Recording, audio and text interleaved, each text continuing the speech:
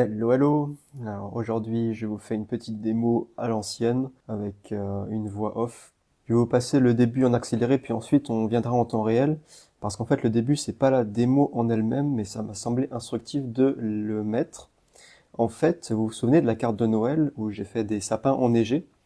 Eh bien, après avoir fait cette carte, j'essayais d'expérimenter pour trouver des techniques qui me permettraient de ne pas utiliser le fluide de masquage, parce que vous savez, si vous suivez un peu la chaîne, que c'est pas ma technique favorite, le fluide de masquage, loin de là. Et donc là, ce que j'ai fait, c'est que j'ai expérimenté en mettant des triangles comme ça de scotch pour masquer les zones, mais de manière plus simple et plus agréable que voilà, le fluide de masquage. Donc c'est une petite expérience en fait. Comme je vous dis souvent, expérimenter, c'est vraiment la clé, hein. Ce que j'ai fait, donc, c'est j'ai masqué ces deux sapins et ensuite j'ai fait mon fondu comme ce que je fais dans la démo de la carte de Noël. Donc un fondu très pigmenté, on n'hésite pas à y aller beaucoup là dans les jaunes, le rose qui se mélange dans le limite pour faire du orange, etc. Et si vous avez remarqué, j'ai aussi masqué quelques collines pour faire de la neige. Ce qui me permet voilà, de peindre ensuite du bleu sans trop prêter attention aux zones que j'aimerais garder blanches. Je fais un lavis assez inhomogène et puis ensuite j'enlève le scotch. Et vous voyez que bon, on a le même problème qu'avec le fluide de masquage au final, c'est-à-dire qu'on a des bords très très nets et ensuite faut revenir en frottant, en repassant, machin, pour lisser les choses, avoir un rendu plus naturel. Donc bon, pas terrible comme technique. A priori, l'expérience n'est pas très concluante sur ce point, sans compter que ça fait des collines très très rondes et on dirait plutôt des vagues, surtout avec l'outre-mer que j'ai utilisé, ça fait vraiment, on dirait de l'eau quoi. Alors j'ai quand même essayé de poursuivre l'expérience en essayant voilà de revenir frotter pour avoir le rendu le plus naturel possible. Je m'en sors pas trop mal, en tout cas pour le rendu de la neige. Et ensuite, je passe donc au, entre guillemets, sapin. Et bon, on voit tout de suite que ça va poser problème, hein, parce qu'on a ces triangles qui, du coup, sont très très définis. Et du coup, je viens faire mon sapin en laissant du blanc, hein, qui est censé être la neige. Mais bon, vous voyez qu'on a un rendu qui est pas du tout naturel, on aurait pu s'y attendre, hein. Bon, voilà, c'est quand on expérimente, ça marche pas forcément à tous les coups. Voilà, j'essaye quand même de faire deux, trois choses. J'ai essayé un petit peu de frotter, mais je me suis vite rendu compte que ça n'allait jamais le faire. J'ai essayé aussi de revenir avec du blanc, puis je me suis dit que bon, c'était pas la peine de toute façon, hein. Si c'était pour ensuite revenir peindre la neige en blanc, autant laisser tomber, la fil de masquage, c'est quand même plus efficace. Donc voilà, une expérience qu'on pourrait qualifier de ratée, mais comme je vous l'ai dit souvent, une expérience n'est jamais ratée tant qu'on apprend et qu'on explore, qu'on expérimente. Et notamment là, c'est assez rigolo parce que cette expérience m'a donné une idée. Quand vous regardez le résultat, hein, que je vous laisse dans le coin en haut à gauche, on a donc un rendu assez particulier. La neige, on dirait des vagues, et les sapins, là, ça fait des triangles un peu bizarres. Mais du coup, je me suis dit, tiens, un triangle blanc posé sur des vagues, bah, ça peut faire un voilier. Et je me suis dit donc que j'allais refaire exactement la même chose, des techniques très similaires, avec les mêmes couleurs notamment dans le ciel, mais faire un voilier sur l'eau avec cette technique de réserve au ruban de masquage. Donc bah, je fais exactement la même chose, alors je sais pas trop pourquoi je l'ai fait en miroir, mais concrètement c'est la même technique. J'ai placé un triangle, donc deux triangles pour faire les voiles, qui du coup seront très triangulaires, mais là pour le coup c'est pas un souci.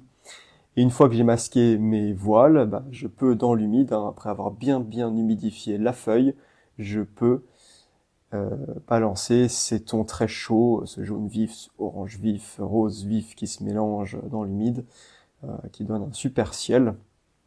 Voilà, on dirait peut-être pas, mais je suis repassé en vitesse réelle, hein.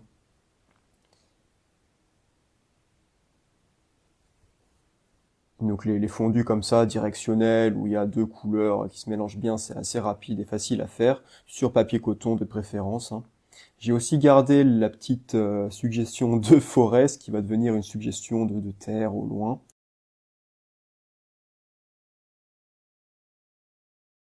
Et ensuite, je vais travailler l'eau. Alors, je commence à poser du jaune. Pourquoi? Ça peut sembler bizarre, mais en fait, c'est tout simplement le ciel qui va se refléter au sommet des vagues. Donc il vaut mieux peindre d'abord les tons chauds et clairs, et ensuite, comme ce que je suis en train de faire ici, venir placer des vagues un peu plus foncées, et qui vont être construites au fur et à mesure de plus en plus foncées. Alors je souligne aussi l'horizon. Donc là, j'ai passé avec un pinceau sec, hein, donc j'ai asséché pour éviter que ce que je vais faire ensuite dans l'eau ne remonte dans le ciel. Ça fait une barrière en fait, hein. Le pigment ne diffuse que là où c'est mouillé. Et là ici, pour faire ces vagues, c'est pas si évident, hein. Quand on voit comme ça a l'air relativement simple. C'est quelques gestes et puis le travail semble se faire tout seul. Mais il faut avoir le bon dosage et le bon timing. L'essentiel, c'est que la feuille soit pas trop mouillée, en séchage, même pas tout à fait humide, et il faut avoir un pinceau sec et très chargé en pigments.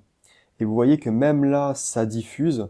Vous le voyez, on a des diffusions verticales, et c'est pour ça que je reviens ensuite avec un pinceau très doux et quasiment sec pour venir lisser les pigments qui ont commencé à diffuser et obtenir des vaguelettes comme ça très douces. Ça, c'est une technique à retenir, une technique de brossage avec un pinceau doux et sec sur un papier en séchage. Ça a pas mal d'utilité, donc notamment lisser et contrôler les diffusions. On peut aussi s'en servir par exemple pour effacer des auréoles. Donc c'est une technique assez intéressante. Et vous voyez que je vais construire comme ça les vagues au fur et à mesure avec une valeur de plus en plus foncée et un geste vraiment très libre, hein. On balance comme ça des bandes horizontales avec un geste très vif. Plus le geste est vif, moins la diffusion va être dramatique. Alors, c'est des choses à expérimenter aussi. Vous voyez que j'ai choisi une couleur assez particulière finalement pour de l'eau, hein, du violet, mais qui est bien complémentaire, qui se marie bien avec le ciel, je trouve en tout cas, qui va donner un rendu sympa et qui contraste aussi bien avec les reflets plus clairs dans l'eau. Plus je vais loin, plus ces effets de vagues vont être clairs, hein, c'est l'effet de profondeur atmosphérique, et plus l'épaisseur des vagues va être petite, donc ça c'est la perspective géométrique. Je retravaille un petit peu cette zone verte à l'arrière-plan. Là c'est toujours en mode expérimentation, hein. J'ai vraiment pas forcément une idée très précise en tête de ce que je veux. J'ai pas du tout d'image de référence, donc à part le petit raté, disons, avec les sapins, qui m'avait inspiré au début. Vous voyez que là que j'expérimente aussi, entre guillemets, gâchant mon ciel, en balançant de l'eau pour faire des auréoles, et puis voilà, advienne que pourra. Si ça marche, ça sera une technique à retenir. Si ça gâche tout, bah c'est pas grave, ça sera une technique à oublier. Et vous allez voir qu'au final, c'est pas mal, ça donne des petites gouttelettes assez particulières, une texture dans le ciel que j'aime bien, qui est bien sympa. Et vous voyez que ça a toujours pas séché, hein. Je suis sur papier coton et je l'avais bien humidifié au début. Et donc au fur et à mesure que ça sèche, je reviens patiemment pour construire les valeurs les plus foncées. Parce que plus le papier est sec et plus j'apporte un mélange pigmenté, moins ça va diffuser et plus ça va rester foncé. Toujours cette technique de brossage à sec, vraiment c'est ma technique pour les vagues. Je vous en parlerai très probablement dans une vidéo dédiée, une fois que je me sentirai plus à l'aise. Je suis toujours pas très à l'aise avec cet exercice. Mais en gros, la technique, c'est humidifier au début, puis ensuite passer du pigment, brosser, attendre, passer plus de pigment, brosser, attendre, passer encore plus de pigment, brosser, attendre, etc. Voilà, alors j'ai terminé le fond, j'ai un peu attendu que ça sèche au niveau des voiles, et donc maintenant je peux les enlever. Et on a donc ces voiles qui apparaissent en négatif. Donc une technique assez intéressante, hein, de masquer avec du scotch, du ruban de masquage, pour les objets en tout cas qui ont une forme bien géométrique et pas organique. Ça marche plutôt bien. Et donc forcément, vu que c'est que du blanc, ça donne un résultat plat, et donc je reviens avec quelque chose de très clair, hein, pour garder cet effet de voile quasiment transparente, mais je reviens passer un petit coup subtil pour donner voilà une nuance et plus de volume. À chaque fois qu'on apporte de la variation, hein, en peinture, on crée quelque chose et souvent on crée voilà du volume, une forme plus organique, plus naturelle. J'y vais par tâtonnement, hein, comme je vous l'ai dit, j'ai pas de référence, donc j'essaie de faire quelque chose, je vois si ça rend bien ou pas, si ça rend bien je laisse, si ça rend pas bien j'enlève, et c'est pas la technique la plus efficace évidemment, hein, de tâtonner comme ça, mais voilà, on est là pour apprendre et expérimenter, on n'est pas là pour faire une œuvre d'art, même si voilà, je vous le fais en démo parce que j'aime bien le résultat. Le plus gros reproche qu'on peut lui faire, je pense, c'est que les voiles sont un peu trop grandes. Vous me direz si vous êtes d'accord en commentaire. Mais bon, c'est vraiment pas un souci parce que ça serait facile à corriger, évidemment. Là, vous allez voir, hein, je vous ai gardé tout ça parce que c'est un peu instructif, hein, de vous montrer comment j'expérimente et comment je tâtonne. J'ai essayé de mémoire, hein, donc j'ai pas de référence, de mémoire, de me rappeler comment c'est fait, le mât du voilier, qu'est-ce qu'on y trouve. On a cette espèce de truc là, je sais plus comment ça s'appelle, qui est une espèce de voile enroulée. Bon, désolé, j'ai vraiment pas le vocabulaire pour les voiliers, faudrait que je cherche. Mais voilà, j'essaie de faire ces détails et puis finalement ça rend pas bien du tout. C'est à côté de la plaque et donc je l'efface. C'est pas un gros souci. Là, je suis sur un bon papier. Les pigments du fond ont bien adhéré, donc ça c'est pas grave. Je vais au final tout effacer parce que là, de ce que j'ai fait comme détail, rien ne me plaît. Je trouve que ça rend pas bien. Je préférais le côté atmosphérique du voilier sans détail. Et donc voilà, j'hésite pas à tout effacer.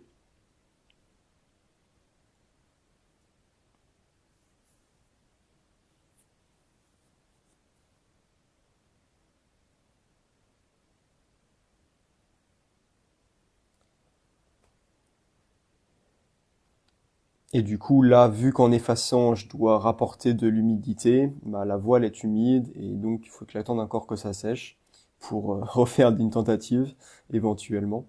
Et donc en attendant, je passe à la coque. Et là, pareil, je me suis planté, hein, j'avais pas de référence, hein. Je vous ai mis une référence en bas à gauche, juste pour vous montrer à quoi ça pourrait ressembler en réalité. Et là, j'essaie de faire ça de mémoire, et forcément, c'est difficile. Ma coque est trop grande, en fait. C'est pour ça que là, j'efface à gauche et à droite, pour qu'elle soit beaucoup plus petite. Quand vous voyez, hein, la référence en bas à gauche, on remarque que la largeur des voiles, à la base, est la même que la largeur de la coque. Donc c'est ce que j'ai fini par plus ou moins comprendre de moi-même sur cette aquarelle, même si je reste très timide et qu'au final je vais pas mal galérer avant d'obtenir un résultat qui me plaît. Voilà, là j'en ai marre de tâtonner sur la coque, je suis toujours pas satisfait de ce que ça donne, hein, mais du coup je repasse sur les voiles en y allant encore une fois assez progressivement et vous voyez que je fais un petit glacis localement de la même couleur que le ciel à l'arrière-plan. Comme ça, on a un petit effet de transparence un peu plus prononcé.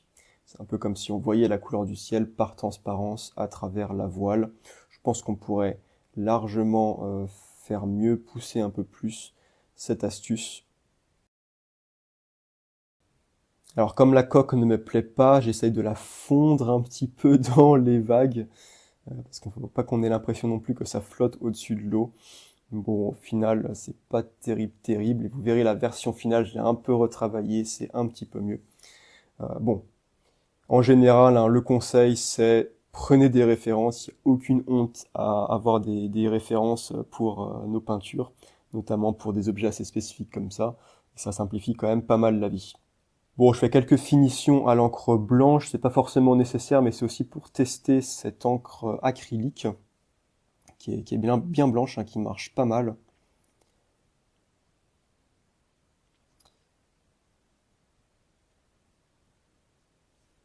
Ah, c'est presque terminé, j'enlève le scotch, mais il va y avoir encore quelques petites finitions ensuite.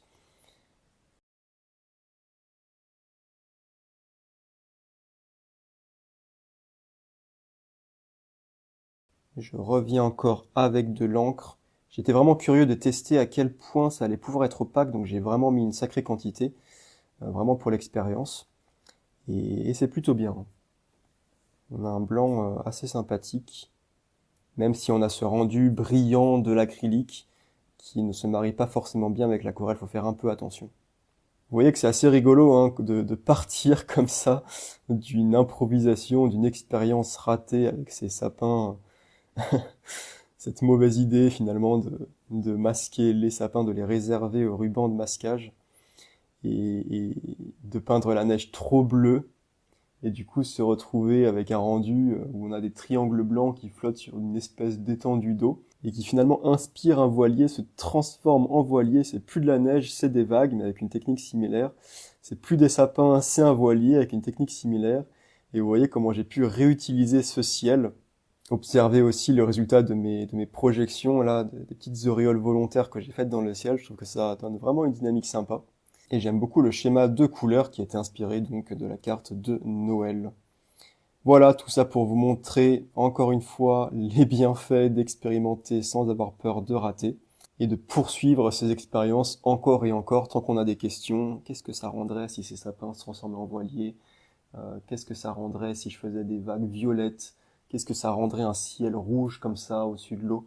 Et on voit comme ça comment une aquarelle bien ratée avec les sapins se transforme en une aquarelle bien sympa avec le voilier. Je vous encourage à essayer de votre côté, notamment pour les effets de vagues comme ça. Vous n'y arriverez probablement pas du premier coup. Je vous encourage à faire quelques essais au préalable. Il y a vraiment un timing et un dosage à trouver. C'est un bon exercice assez avancé. Je vous ai mis cette vidéo en difficulté orange pour ça, hein, parce que dès que on doit faire des choses contrôlées dans l'humide, ça peut vite devenir délicat. Mais je pense que c'est un bon exercice intéressant et assez amusant. Même si ça peut être frustrant quand on le fait 10 fois et qu'on n'arrive toujours pas à contrôler ces satanées diffusions.